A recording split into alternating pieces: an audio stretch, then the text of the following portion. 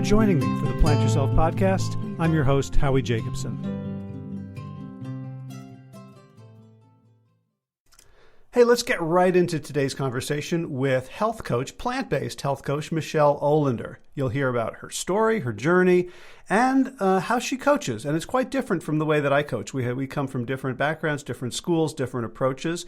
So in the interest of giving you the broadest possible spectrum of what a health coach does and how they work, I think you're going to enjoy this conversation. So let's get right to it. Without further ado, Michele Olender, welcome to the Plant Yourself podcast.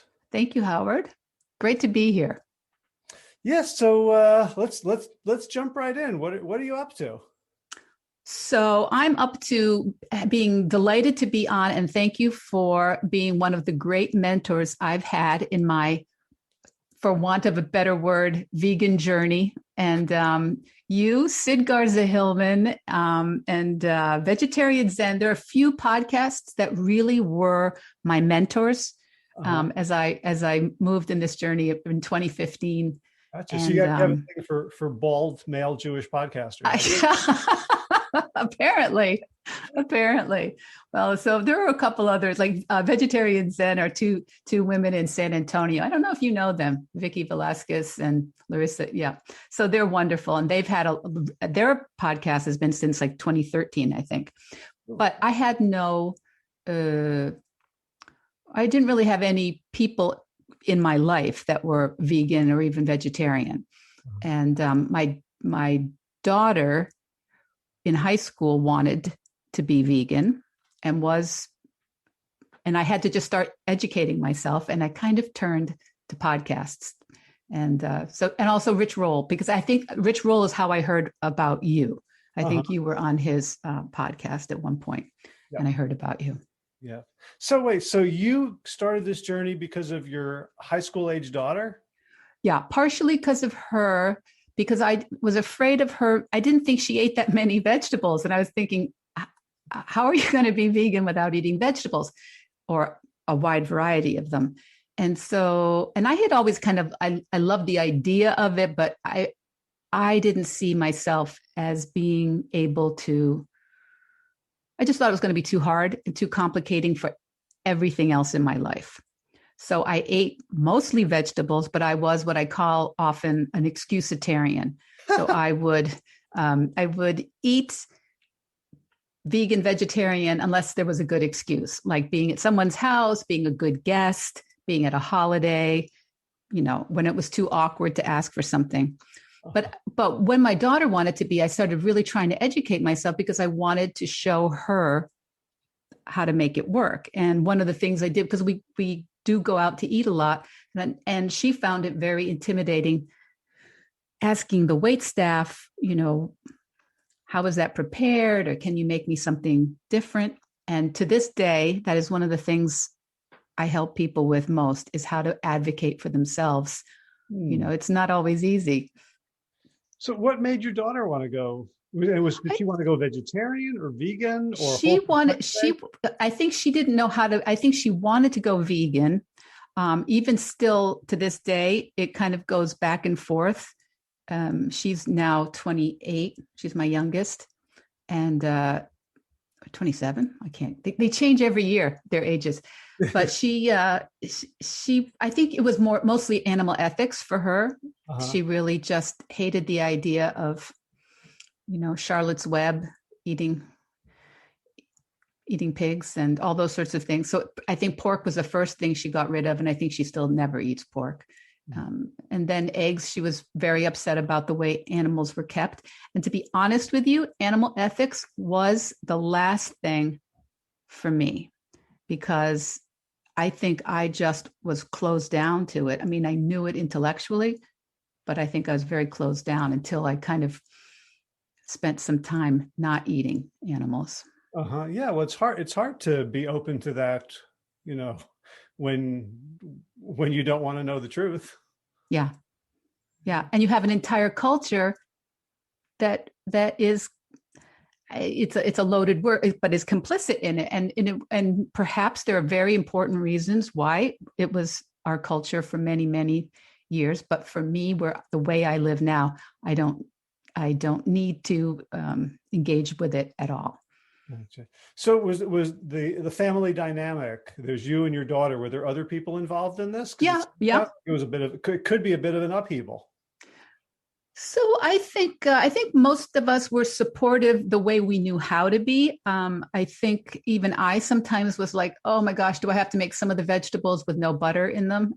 Even though I was trying to be very supportive, I think occasionally I was a little bit like, oh, you know. Um, and I don't think I think, what always happens when people start choosing not to eat animal products is you are shown or any potential hypocrisy or double standard you might possibly be engaging in. It becomes the red flag for people around you, right? Like, oh, are you going to throw out all your leather shoes? Oh, you're getting rid of the couch or the car. Are you getting, so you have to be 100% compliant or not compliant, consistent. And of course you don't have to be 100% consistent. And that's my message always with Vedge Your Best, is because if we are asking everybody to start at 100%, we're not going to go very far towards opening up our minds and taking good care of our health, taking good care of the earth. Yeah, I just saw, I haven't clicked the link yet, but Brian Capeman, who's the founder of the Reducitarian Project, apparently did some research with folks and got it published about the effectiveness of ad campaigns asking people to go 100% to eliminate animal products versus asking them to reduce. And no surprise, asking people to reduce had a much higher hit rate. Of course.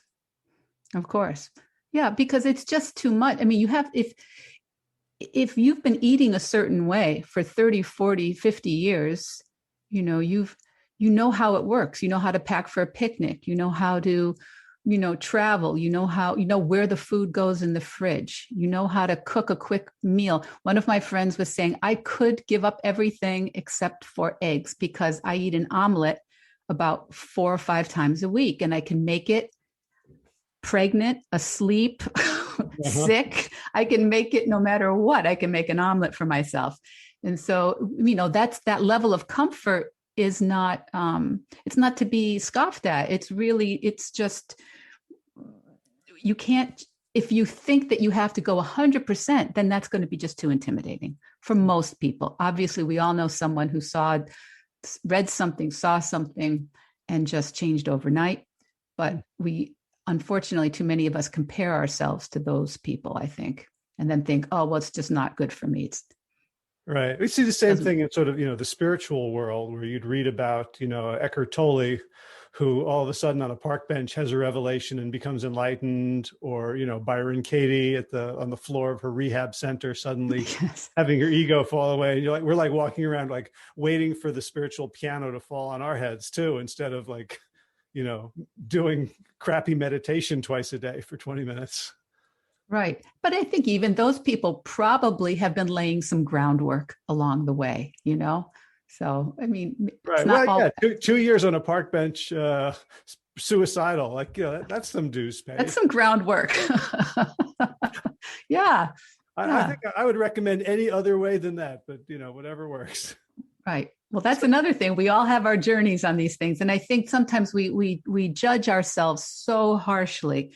I know we judge each other harshly. That's very clear. But I think we often are horrible to ourselves, and we really have just tremendous unloving thoughts about ourselves. And that's it's hard to improve when you are always judging yourself. Well, there's sort of a recurring debate in the, I want to say, sort of disordered eating community and recovery from disordered eating about veganism as orthorexy, right? Like, these women start eating meat again, and then they talk about, now I'm loving myself. And this idea of veganism is, and there, there certainly is something about, so if you have a terrible relationship with yourself already, and you're going to try to overcome your sin through purity, Like, Yes. you could see like, veganism isn't the cause, but it becomes another tool for self-flagellation. Exactly. Something else to whip yourself with. Absolutely right. And this idea, like, I don't scoff at the concept of restrictive eating. I know that is a real thing for people. I don't think that I have gotten pushback sometimes that veganism is itself restrictive. And one of the things I do on Instagram is I usually just post my lunches, because I eat much more food than I ever did when I was not vegan. I eat a wider variety. I eat very filling, large heaping plates of food, of plant-based whole food. And so I tried, that's my argument about restriction.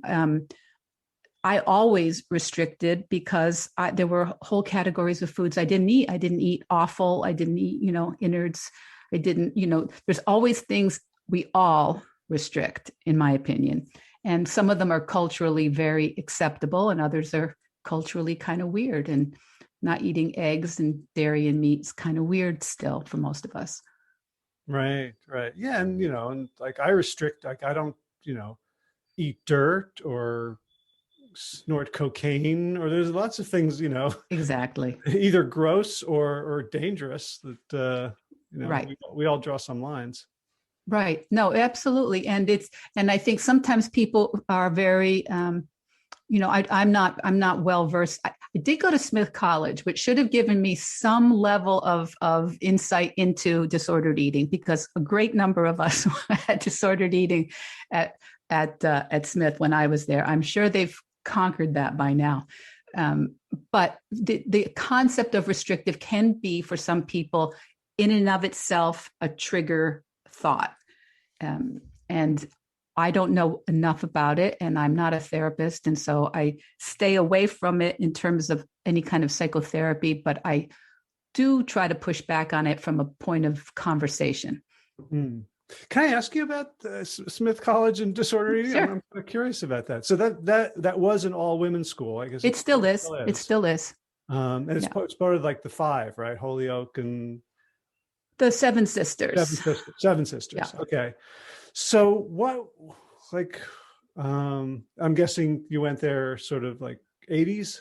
Yep. I graduated in 1983. Okay. So like, what was the impetus for the disordered eating? What was I actually don't know. I just think when you have a large number of women all living together, you just it just comes up. It probably happened at UMass, which was co-ed and down the road about 5 miles. But a lot of us remember a lot of our peers with disordered eating, and some of them one of my suite mates has been a very vocal champion of recovery from eating disorder. So it's a very we certainly saw at Smith, and I'm painting Smith terribly. They're all going to be furious with me, because my closest friends are all from my days at Smith to this day. Well, they're some of the best people I know. So we'll talk about this. Like I went to a college too where, and it was co-ed, but I guess it's the idea that you got to be thin in order to be worthwhile and attractive. And at the same time, you're off in an institution where, for many people, for the first time, you can eat ad libitum. Yeah. And there's incredible food and lots of variety. And, for us, there was like free ice cream and free Coca-Cola dispensers at every meal. All of a sudden, any sort of limitations were restricted, access restrictions were lifted. Mm-hmm. And, I was athletic and I was a guy, so it didn't bother me that much, but I'm sure I was extremely clueless about the bulimia and the struggles that a lot of the women in my classes were going through. Well, I certainly think the social pressures of of preferring to be thin are certainly an issue. I also think it's very much a control behavior that young people often choose when the rest of their life feels a little chaotic, a little stressful, a little upsetting. And, young women being away from home, some of them, and also a number of my friends had gone to girls' secondary schools. So girls' secondary school followed by a women's college was maybe a little bit, it's not something I would suggest to people to do all your education in a single sex type of venue. But I think it was not just social appearance driven. I think it was very much for many people a control issue. Hmm. All right. Well, let's fast forward. Yeah. So you started researching Right. veganism on behalf of your daughter to make sure she had a healthy, balanced diet. What did you first discover that surprised you? One of the things that surprised me was how many people were athletes and ultra athletes that were fueling themselves with a plant-based vegan diet. That really surprised me. And so in a way, not being my daughter was a squash player. She was athletic, not Division I or anything like this, but she was a very active athlete. So this kind of gave me some sense, well, I'm not doing her any harm by helping her move in this direction. Mm-hmm. And so that was a big surprise to me, how many athletes And this would have been like around 2008, 2009 you were doing this? Probably 2009, 2010. Okay. So that was like a year and a half before Forks Over Knives came out and exploded. Where were you going for information? And how did you know what to trust and what not to trust? Because it was kind of Wild West out there. Yeah, I didn't know what to trust. And so with her, it was more of just trying to look things up, ask good questions. I was fairly confident. Well, to be honest, I think I was fairly confident that she would continue to eat some animal proteins. And so I was going to just help her make really good choices for beans and vegetables and fruits and that sort of thing, so that she would be getting a lot there. I wasn't really convinced she was going to completely take that category out. So I guess I wasn't super worried. But as I learned how many people were able to fuel tremendous feats on a plant-based diet, then I started feeling like, well, certainly I, a middle-aged lady, can move in this direction. I'm not going through the coast of Hawaii or Big Sur, or not even a 5K. Uh-huh.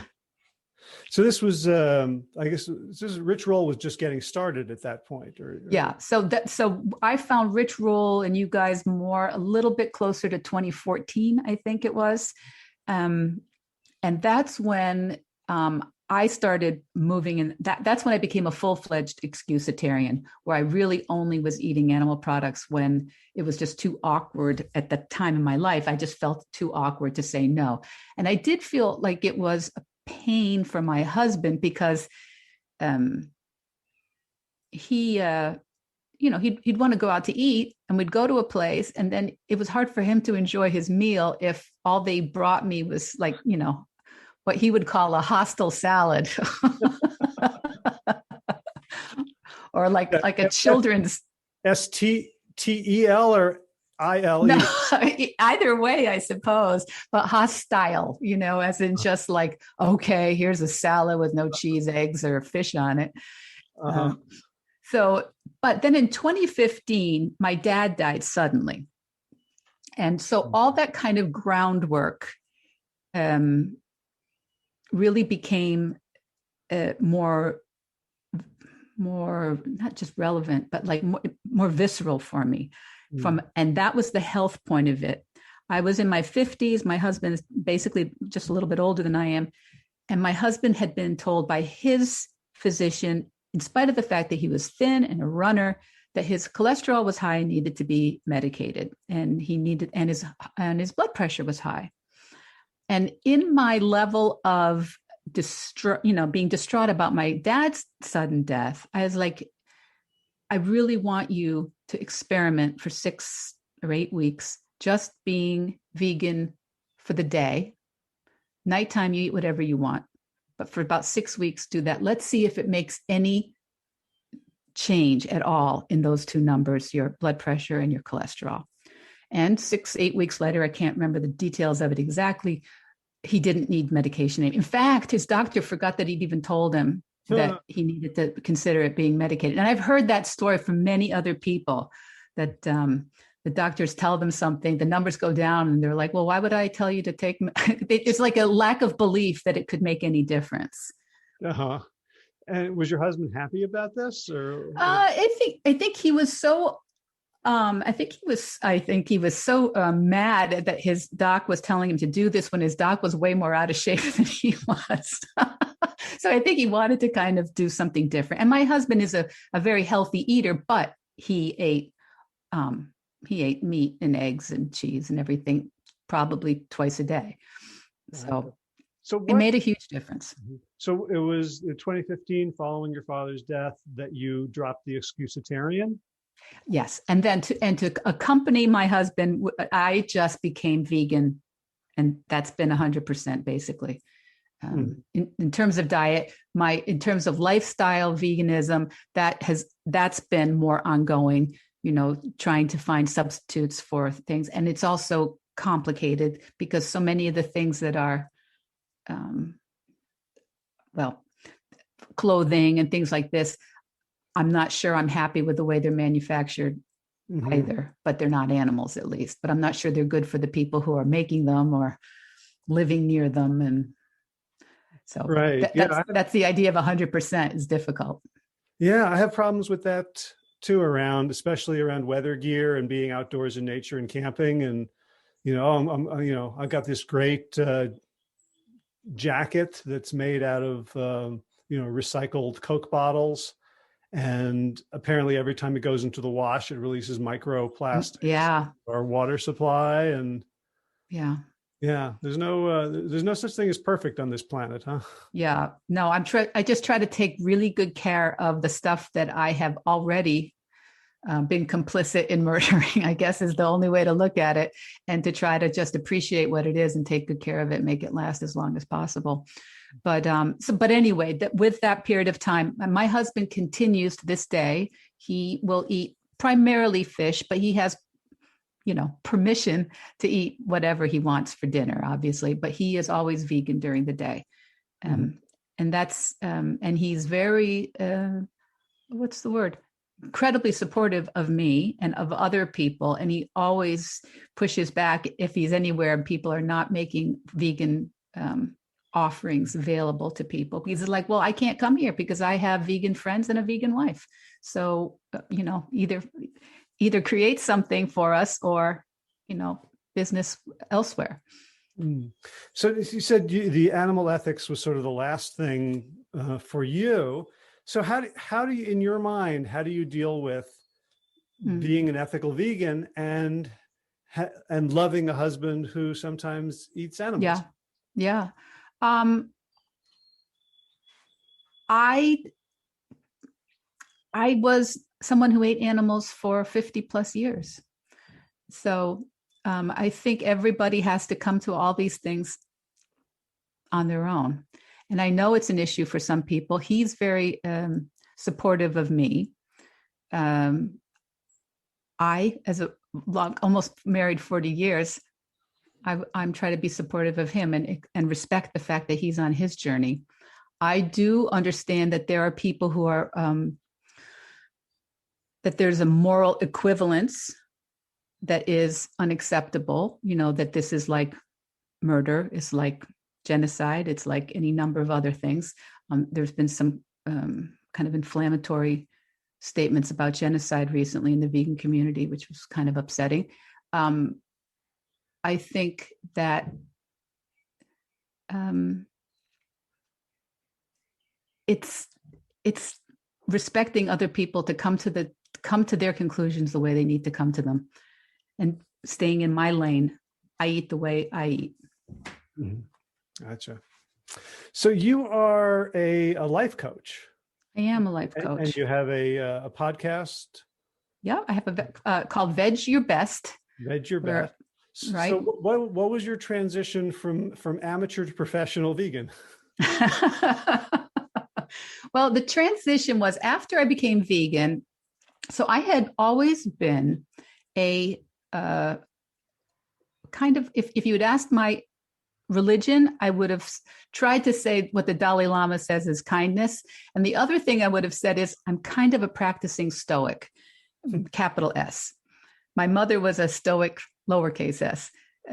So we went round and round in those ideas. But define that for us. What does that mean? The lowercase Stoic being someone who is very controlled and very phlegmatic, very basically just a very controlled, some would say cold, but not all over the place emotionally. The uppercase Stoic, someone who reads and listens to tries to live by the philosophy exemplified by certain Stoic philosophers like Marcus Aurelius, like Zeno, like Epictetus, like Seneca, who are all a bunch of old dead white men from long time ago. But there are more modern Stoics, and but the concept of Stoicism being that we tell ourselves we have external things in the world. There are circumstances, and those are neutral. What we have are thoughts about those circumstances, and those are where that's where our emotions come from, is we see pain in the world. Some pain we see, some illness, some death that exists in the world, but some of it we look at and we go, wow, I guess that's just how it is. And some of it we are shocked, outraged, and deeply moved by, because that's how humans are. We tell ourselves certain stories, and some of them really hit home and we're very emotional about, and some we're very uncaring about. So this was always a very influential concept for me in terms of managing my emotions, managing my thoughts. But around the time of becoming vegan, I was exposed to a life coach teacher, Brooke Castillo, who taught a very Stoic-centric way of examining your thoughts called the model, which was also very similar to the cognitive behavioral therapy model, the idea of thought, feelings, actions, create our results in our own lives. And I was I found it such a helpful way of looking at things that I just wanted to know more and more about it. And I went in for training in it, never thinking I would be a coach, just because I wanted more training in it to know all about it. And then when I got certified, I was like, well, that's the thing I would love more people, because I think it's our thoughts that make going vegan, going plant-based so difficult, because it's really not that hard once you do it, in my opinion. I always say that I thought being vegan was impossible until I went vegan. And now it was just the thought that made it impossible for me. I'm going to jot that down. It sounds like it might be a good title for the episode. Okay. I like to do that. Put it in quotes up at the top when I'm writing this All up. right. I thought going vegan was impossible until I did it. Yeah. And basically, once I stopped thinking this is impossible, it was all solution. And it's like, oh, well, if it were possible, and also, again, listening to so many people on podcasts, so many of the people you brought into my awareness, so many people Sid Garza-Hillman would talk about, it normalized it to such a point. It was like, well, all these people are able to do it. I'm sure they all have to figure out certain things, negotiate and navigate certain personal issues and lifestyle issues and shopping issues and sourcing issues. If they can do it, I guess I can learn how to do it. Right. So I'm curious, because you've been one of my podcast audience who has been most interactive with me, writing to me when you like a show, writing when you think I missed something or got it wrong. I'm curious. You're not. I appreciate both. Okay. I'm curious which of if there are any particular guests that you heard online or anything particular that Sid has said that kind of really made an impact on you. I'm asking partly just for myself to hear, what, like the pebble landing, miles down in the well.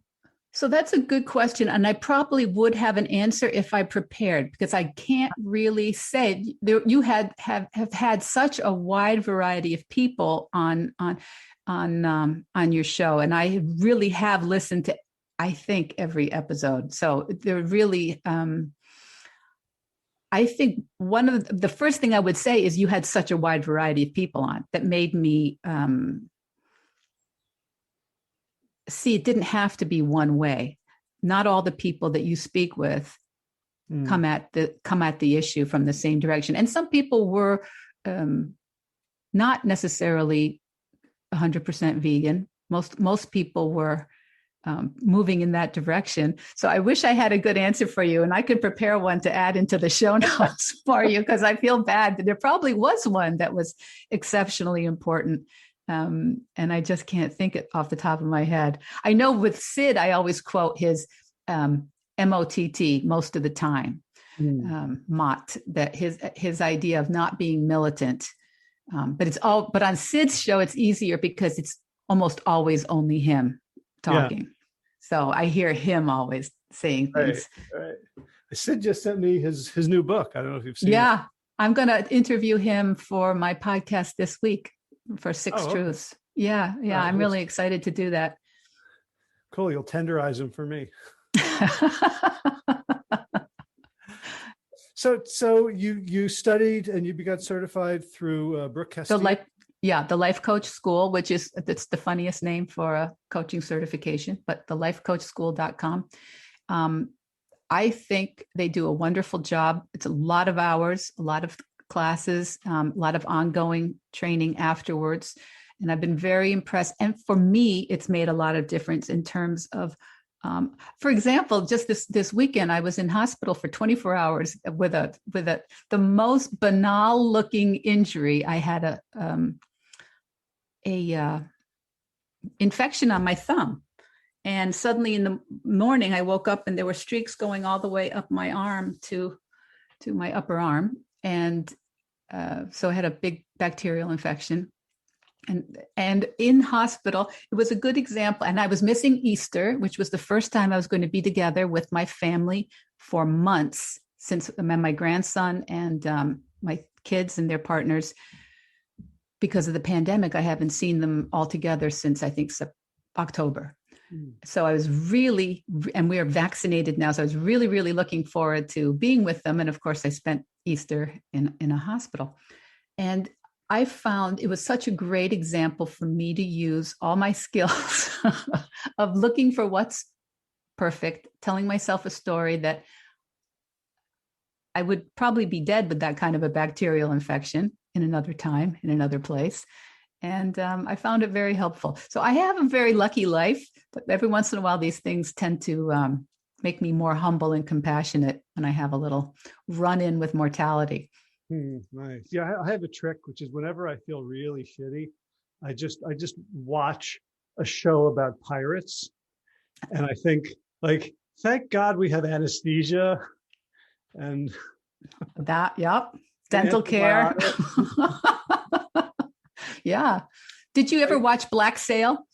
No, that was, I don't know if it was on one, I don't know if it was HBO, but Black Sail is a pirate show quite recently. And one of my closest friends from Smith is the special effects post-production producer for that show. I'll check it out. Yeah, just those scenes of, like, they've got to cut off the gangrenous leg and you need 4 giant sailors to hold them down. And there's like a leather strap in their mouth and they're splashing brandy and rum down. Yeah. Like, yeah. Okay. Yeah. I mean, we've got climate change and racism and genocide and the world's shitty, but at least we've made some progress. Right. And I think, and maybe this is, this is, it was ever thus, right? So if we just, most of us in podcast land, at least, have a lot more time and comfort to, that they don't need to be so busy with survival every day, that they can get focused on some of these things that always existed, these areas of outrage Mm. And I am perfectly capable of being hijacked by outrage. And I don't like it in my life. I don't find it helpful in my life. I found the last, 4 years or so of politics just I didn't want to be there in terms of I didn't think it brought the best out of me is what I'm trying to say. And so during this period of time was also when I was getting certified in life coaching. And I found it helpful also that it's important for me to double down on what is in my control, what I can do, how I model my life, how I interact with the people I do interact with, because I can't do too much except for voting days and some fundraising. I can't do too much for the larger scheme of the world. So yeah, I found myself having more and more podcasts with Glenn Murphy around, how not to be an asshole, how not to be reactive, how to contribute to positivity and solutions and love rather than keep stirring the hatred pot. yeah, because it really hurt. It doesn't hurt them, you think that level of outrage could really hurt that person or those people, and it's only you being poisoned all the time. And I found it. I haven't watched TV in quite a long time, and I certainly haven't watched the news because I don't find that a helpful way of getting educated about world politics, to have something repeated in a loop and a column on the side of the TV that has the list of who's dead and who's, how someone's voted. I like to get it in written form. I find it a little more neutral. And, but. Yeah. So I'm curious about the coaching that you do.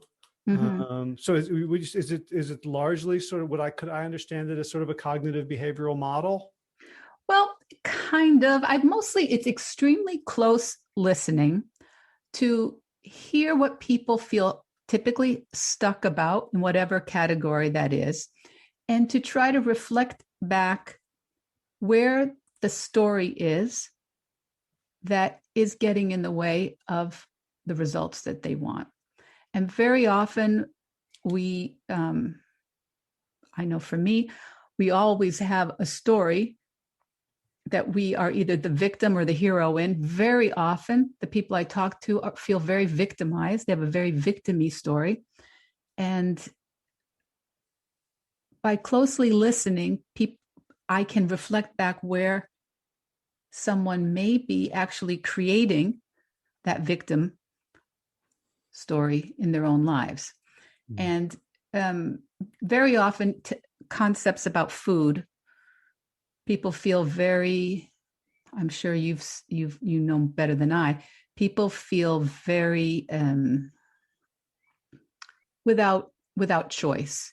They feel that they're compelled to eat certain things. They feel that they're sabotaged by other people. They feel that that if it weren't good for them, they wouldn't crave it, mm-hmm. Which I always love, because nothing I've ever craved has been good for me, I don't think. So I'm sure some people crave oranges and, lettuce, but not yet. I don't. But so most of the people but that said, most of the people I coach are not trying to lose weight or things like that. Most of them are trying to get some sort of traction in an area of their lives. And my podcast is aimed at people, encouraging them to eat more plants and set big goals. That's usually what we talk about. But I am not interested in selling people on veganism or plant-based eating. I feel like that there are plenty of people to do that. Mm-hmm. Plenty of people with greater access to science and research and more up-to-date research and ongoing research. I leave it to them. For me, everybody knows that's the way I eat myself, and that's the way I think is best for most people, but people do their own research for that. So your coaching practice is sort of just people who want more out of life or want to stop self-sabotaging. Right. And quite a number of people who are vegan or plant-based or vegetarian and have goals that they're working on. A bunch of people with, it's a very, it's a community with a lot of great ideas for side gigs and micro businesses. People, I think a lot of people really see where they can make a small difference in sustainable products and helping people eat in a different way. So there's a lot of creativity in that community. And my husband and I have still an advertising agency that we started in the 80s. It doesn't need me to focus on it at all anymore. And so I can bring some level of business experience and challenge for people as they start talking these ideas. So a lot of my people actually do have small businesses that they're starting. It's exciting. You have any, I know you've got your confidentiality, but there are any stories you can share of? Sure. Well, one person who's talked about it in public, so I guess I can share, is in Vegetarian Zen. They are vegetarian, Vicky and Larissa. They run that podcast, and they've both spoken on their podcast that I have coached both of them. One on how she's going to handle the podcast, and Larissa on a sustainable upcycling art business where she does subscription boxes of vintage items for people who do junk journaling. So Cheery Bird Vintage. I'll give you the link. She's done very, very well because it was a great pivot for the pandemic period because they do like estate sales and things like that, but she couldn't go to anything like that during most of 2020. So I want to ask you something that I've been wrestling with, and I think I'm coming around on the other side of it. I've wanted to be an influencer, right? Obviously, I have a podcast, I talk a lot, I have a YouTube channel, and I'm passionate, and I want people to, and I want to help people with my expertise, and I want some of them to pay for it. And since the advent of social media, and I was doing this since 2003, I was doing it as an online marketer, helping small businesses until about 2012, when Colin Campbell offered me the opportunity to pivot into the health field. And that was kind of before social media was really that important. It was, advertising, AdWords, email, conferences, speaking gigs, things like that. What I found is there's something about being an influencer on social media that can really bring out the worst in us. That just all the algorithms, in the same way we see Facebook and Twitter and Instagram turning people into nuts, right? Like there's something about trying to promote my views in this really crowded marketplace that kind of wants me to become more and more extreme, more and more polarizing, more and more shocking. And you have all these people who are like, vegans who want to, share their ideas, spread their businesses. Do you find that you have thoughts about ways to save, to maintain our souls and our integrity? Because there's something very compelling and dangerous about the waters that we want to jump into. So I'm not certain I know what you mean. Where do you feel like you are being compromised or tempted to compromise? Well, it hit home to me when I saw how many people in the vegan community were QAnon adjacent, were anti-vaxxers, were COVID denialists, were anti-maskers. And I saw the same thing in the yoga community. And it really shocked me at first. And then I started looking at the phenomenon, and we've seen for a while, like there is, in this need to differentiate ourselves, in this need to stay relevant, that there is, like, the more controversial I am, the more people pay attention to me. And so I could see, you can see how, if that, that's the AI algorithm of Facebook, of YouTube, of Twitter, of Instagram, not so much LinkedIn, but a little bit. I haven't tried TikTok. I don't have time for Clubhouse. But in general, all of these platforms are advertiser supported, which means that they make money on engagement. And the Mm-hmm. easiest way to get engagement is to piss somebody off or to get Mm-hmm. them to become part of your tribe against some other tribe. Like all the Mm-hmm. things you were talking about, like not wanting to be part of.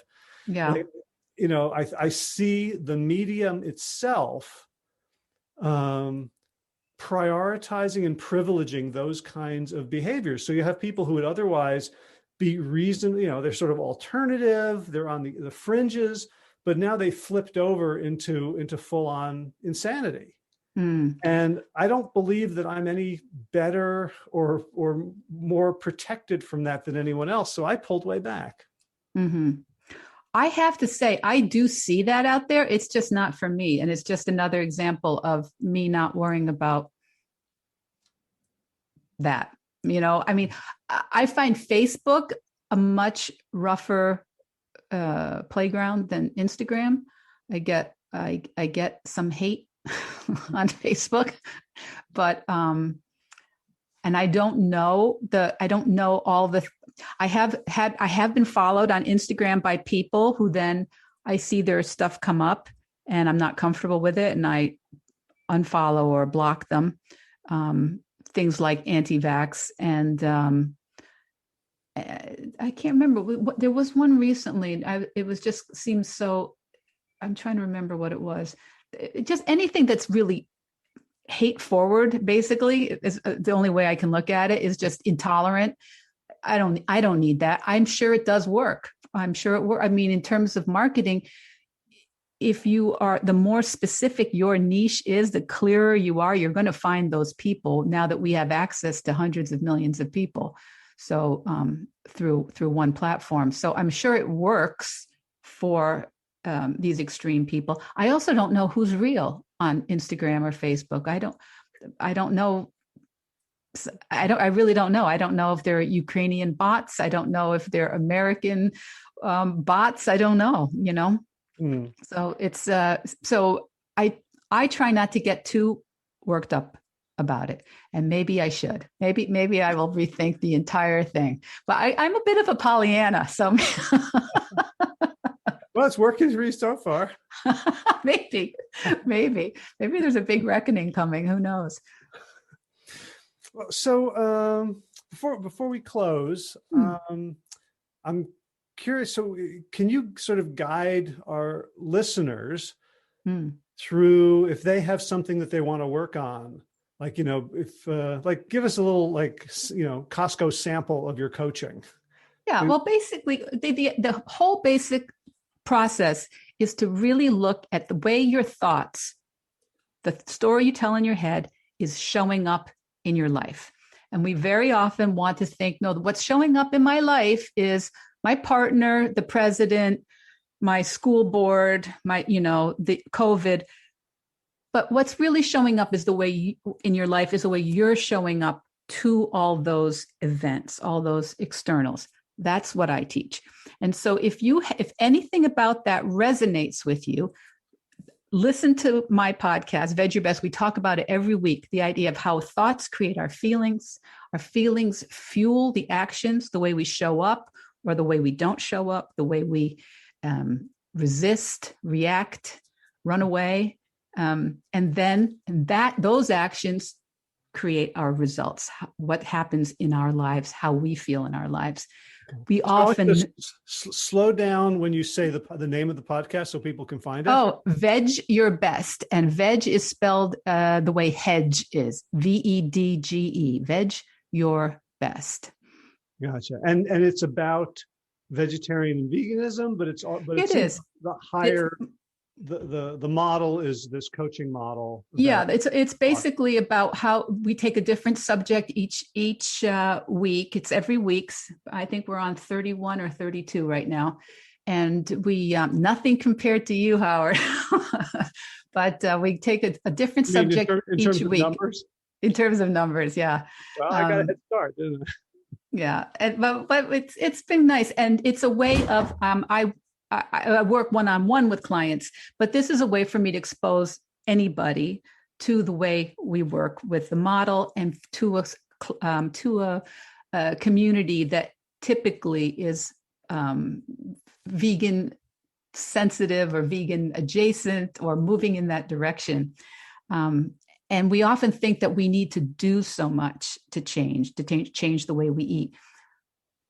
But the way I teach it is we need to just think differently. It's so much simpler if we look at where our thoughts are making things harder for us. And then the actions can be so much simpler.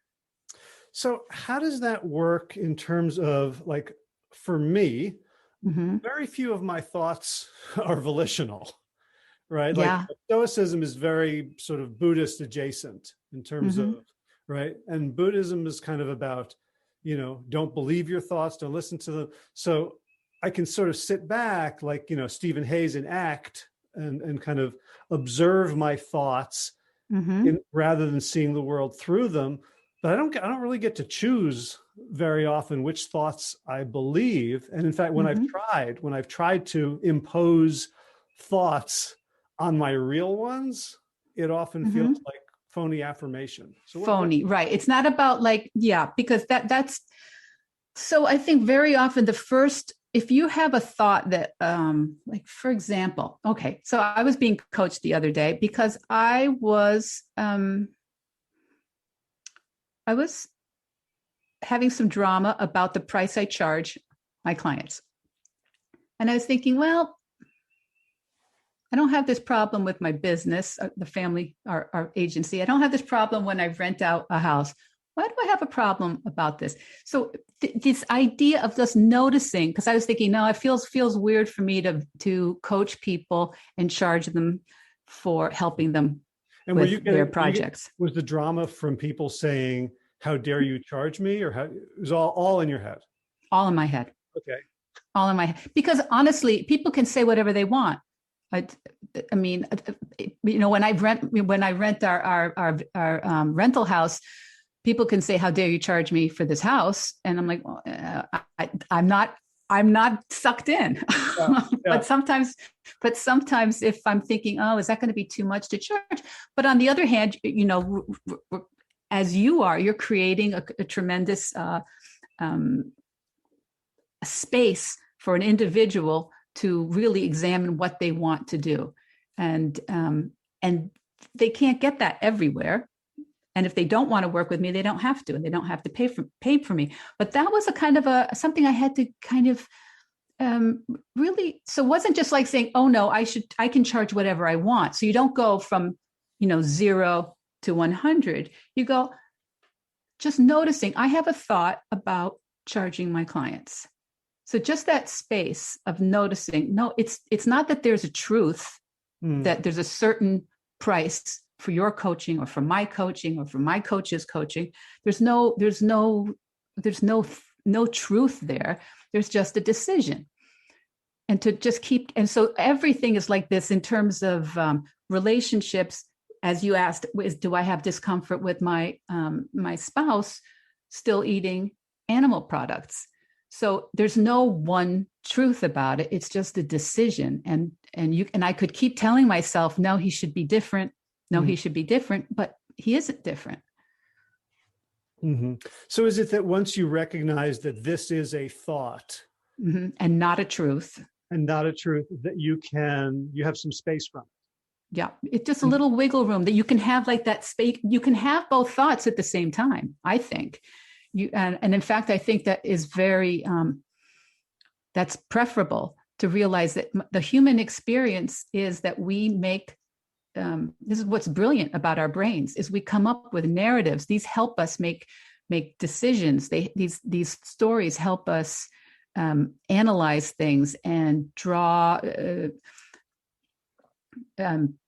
make plans for the future based on these stories we've had. And some of the times our instincts, our stories are very, very helpful.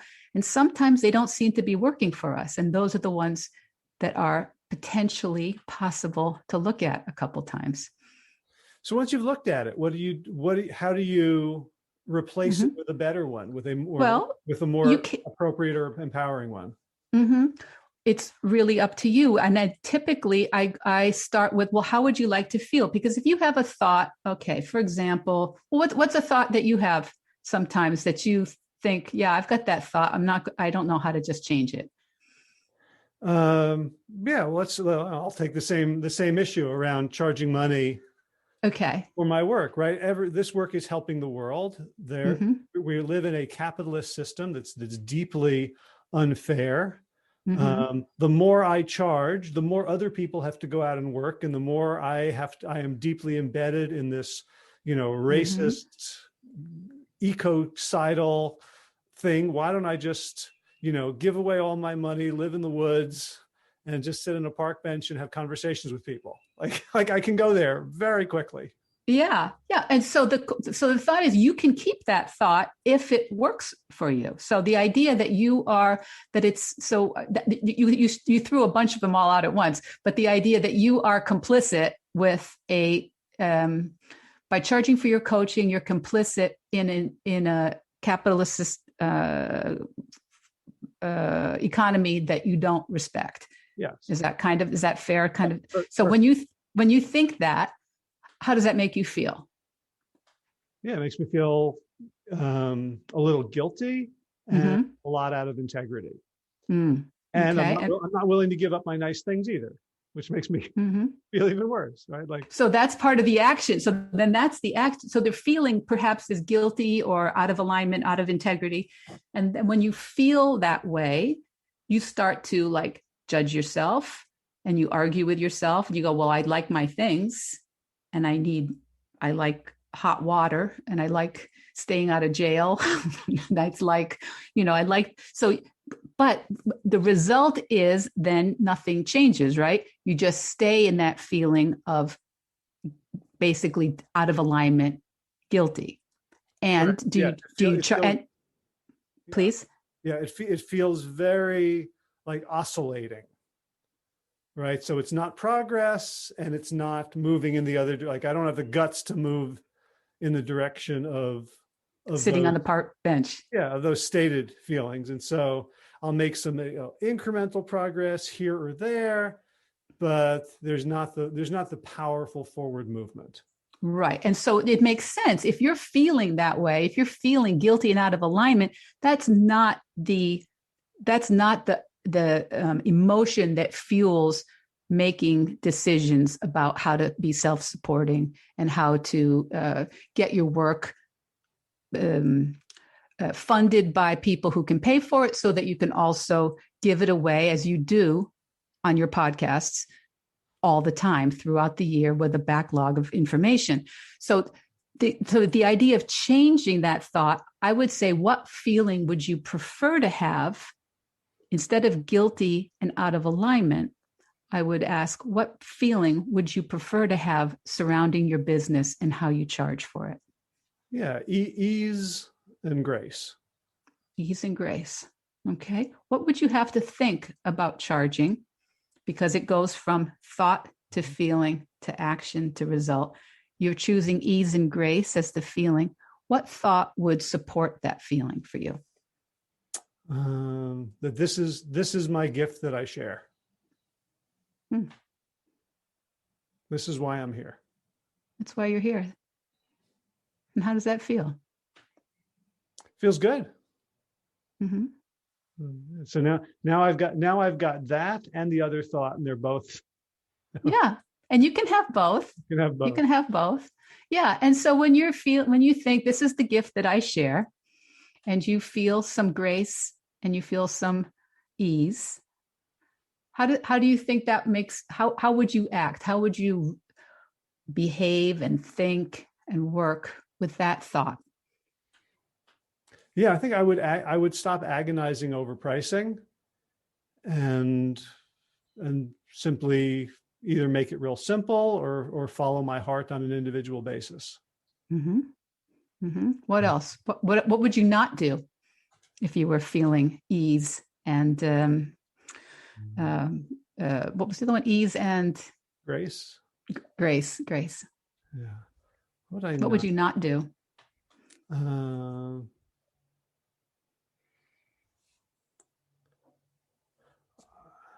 think I would stop like reading a lot of the blogs that I read about like my left-wing progressive, here's what's wrong with the world blogs. Mm-hmm. Mm-hmm. Right?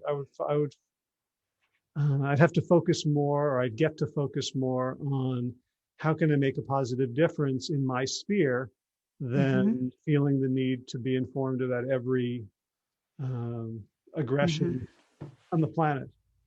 Mm-hmm. And So I think, part of me likes that, and part of me feels like, well, that's me, ducking out, having the privilege to not be in this fight. And mm-hmm. again, if there's a conflict. Yeah, well, it's certainly I don't think you'll ever escape conflict, but you might choose that when you have this thought, this is my gift to share, and you feel with that thought, we never only have one thought on this issue, obviously, but when you're thinking, I have a gift to share, this gift to share, I feel some ease and grace. I choose to maybe cut back on some of the reading and some of the studying that distracts my attention perhaps from the giving that gift. And so your result is you get busy giving the gift and sharing that gift. And so this is so I don't know if this is exactly the area that you are stuck in at all, but this is the sort of thing, you don't get rid of a thought, but you start to create some space and you start to look at some other thoughts that might be more in alignment with you doing what you want to do. Now, maybe you actually want to go the full anarchist, maybe this isn't the gift you want to share. Maybe there's another gift you want to share that's a little bit more political and a little bit more on those blogs, more in tune with those. But if this is the gift you want to share, perhaps it needs some constraint and it needs some boundaries that allows you to focus on it. I think we all get pulled in a million different directions. Gotcha. All right. This has been really helpful personally. So thank you for the free coaching. Anytime. And I hope it gives listeners a sense of what the process is and the really beautifully curious and non-judgmental way that you approach this inquiry. So tell people one more time where they can find you if they want to do this. Easy to find me through the podcast Vedge Your Best, VEDGE, Vedge Your Best. That's on all the podcast platforms. I also have an Instagram, Vedge Your Best, and a Facebook, Vedge Your Best. And I'm available through Michele Olender Coaching. That's harder to spell. There's no A's, there's no double L's. But maybe Howard will put the link in the show notes. But Vedge Your Best is super easy for me to find. And then in the show notes, there are the links for everything. Awesome. Well, this has been such a delightful conversation. It's been so long in coming. Thank you, Howard. I've been a big fan for a long, long time. Your work you do is super valuable. So I hope whatever thought you decide to concentrate on developing, that it gets your gift to more people. Well, thank you so much. And thank you for all you do and for taking the time today. Pleasure. Take care. Thanks. Bye-bye. All right. You can check out Michele's website, vedgeyourbest.com, and find out more about her services. You can also check out the show notes for today's episode, which is plantyourself.com/464 for links to everything we talked about and a description. So let's see what's going on. In movement news, man, I had a tough workout yesterday. I'm doing this 8-week online course, and every Monday we do the same workout. Every Tuesday we do a different same workout. And I was expecting to be stronger, but I was a lot weaker. We were doing cleans and push presses, if you know what that is, with kettlebells. And I just was not hitting my numbers. So I got a nice talking to from the coach saying, the goal, of course, is to improve and get stronger and get better, but you can't expect to do it every single time if you had a bad night's sleep or you're not feeling that well or you ate a crappy day yesterday, something like that. So it was good to to be reminded about things outside of my control, and humility, and recognizing that the goal here is to try as hard as I can within reason, to be smart about it, but to not get too caught up on results, which is something, of course, that I tell my coaching clients all the time. But those of us who teach all the time often need to learn those very same lessons. In garden news, we got a bunch of plants, some herbs and perennials over the weekend that are slowly going into the garden. We've been doing a lot of mulching and weeding, and things are starting to look kind of pretty. So it's that time where all the efforts are starting to pay off in terms of beauty right now and promise of future bounty. All right, time for thanks. Thanks to Will Ridenauer for allowing me to use his beautiful song Sabali Dawn, the Dance of Peace. You can find more of Will's music at his website, willridenauer.com. And of course, thanks to all of you Plant Yourself podcast patrons. Kim Harrison, Lynn McClellan, Brittany Porter, Dominic Maurer, Barbara Whitney, Tammy Black, Amy Good, Amanda Hatherley, Mary Jane Wheeler, Ellen Kennelly, Melissa Cobb, Rachel Behrens, Tina Scharf, Tina Ahern, Jen Filkanovsky, David Bizek, The Mysterious Michelle X, Elsbeth Feldman, Leah Stoller, Alan Christensen, Colleen Peck, Michelle Landry, Josina, Sarah Durkis, Kelly Cameron, Janet Selby, Claire Adams, Tom Franzek, Jeanette Bennett, Gila Sert, David Donahue, Blair Cyborg, Dorona Vizov, Gio and Carolyn Argentati, Jody Friesner, Misha Rosen, Michael Warbeck, Aviva Lael, Alicia Lemus, Val Linneman, Nick Harper, Bandana Charlie, Molly Levine, The Inscrutable Harry R., Susan Laverty, The Panda Vegan, Craig Kovic, Adam Scharf, Karen Burry, Heather Morgan, Nigel Davies, Marion Blum, Teresa Koppel, Julian Watkins, Breed O'Connell, Sharon Hirschman, Linda Ayad, Holm Hedegaard, Isa Tuzinwa, Connie Hainline, Aaron Greer, Alicia Davis, Heather O'Connor, Carolyn Jensen, Sherry Olakoski of Plant Powered for Health, Karen Smith, Scott Marani, Karen and Joe Crabtree, Kirby Burton, Teresa Carell, Kevin McCauley, Elizabeth Rothschild, Ann Jesse, Cheryl Dwyer, Jenny Hazelton, Peter W. Evans, Dennis Bird, Darby Kelly, Lori Fanny, Linnea Lundquist, Emily Iconelli, Levy Wallach, Rosamund McAtee, Dan Picorni, Stephen Leenan, Patty DiMartino, Mike and Donna Kartz, Deanne Bishop, Bilberry Elf, Marjorie Lewis, Tricia Adams, Nancy Sheldon, Lindsay Bayshore, Gunmarie Hagan, Tracy Gullidge, Laura Heaton, Meg from Mama Says, Stacey Stokes, Ben Savage, Michael Kay, David Hughes, Connie Rogers, Claire England, Sally Robertson, Paranganchi, Amy Daly, Brian Tourville, Mark Jeffrey Johnson, Josie Dempsey, Karen Schmidt, Pamela Hayden, Emily Perryman, Allison Corbett, Richard Stone, Lauren Vaught of Edible Musings, Aaron Hasty, Sean Owen, Sagar Naik, Erica Piedra, Danielle Roberts, Michael Lushton, Sarah Johnson, Catherine Floyd, for your generous support of the podcast. That's it for now. As always, be well, my friends.